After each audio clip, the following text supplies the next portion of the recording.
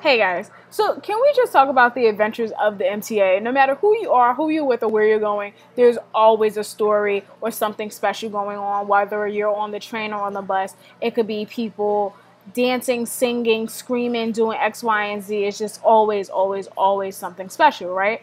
So today I was coming home and it was like rush hour, and we pull into like 34th Street, but I don't think I noticed this person until like 42nd Street. She was a young woman, I guess, like somewhere in her mid to late 20s, maybe early 30s or so. And I wasn't paying her much mind. I was doing my thing on my phone, blah, blah, blah. But I have this thing where I look at everybody on the train to see who's going to act foolish and who's going to help me defend the rest of the people on the train if it goes down.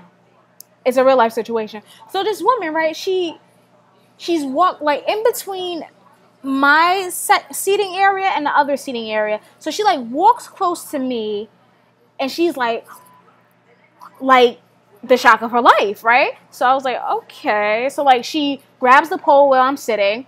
I don't think nothing of it. She's like going through the motions. You could tell like she's really going through something on her face. So then all of a sudden she walks back across to where I was sitting, the other seats. She grabs onto that pole, but just as the train is pulling off, she's like smacking herself in the head. I'm like, oh, come on now. Not only she's smacking herself in the head, but now she's mumbling to herself. So I'm looking at her and the other guy looking at her because we trying to figure out, well, what happened? Baby, you need a hug. Well, what happened? You got to tell the people. Don't just tell yourself. Don't tell a little man on your shoulder. You got to tell us. So we know how we should react because we don't want to overreact. But, you know, in this day and age, people just foolish and they silly acting. So we get into 57th Street, and I don't know if she realized it was her stop or if she thought the doors were going to close just after they opened. But she, like, dodged off the train. And this guy was coming in. It was just like a random all of a sudden thing. And this guy was coming in. And she just like bumped him so hard. But as she bumped him, she screams in his face, "Excuse me, get out of my way." And he's like, whoa, you're in my way.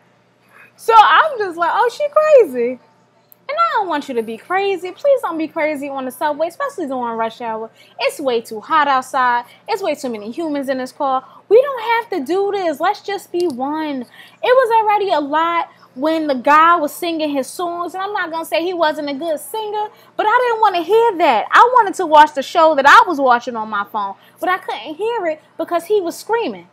And now I can't watch it because I'm focused on you, and I don't want you to flip out on me.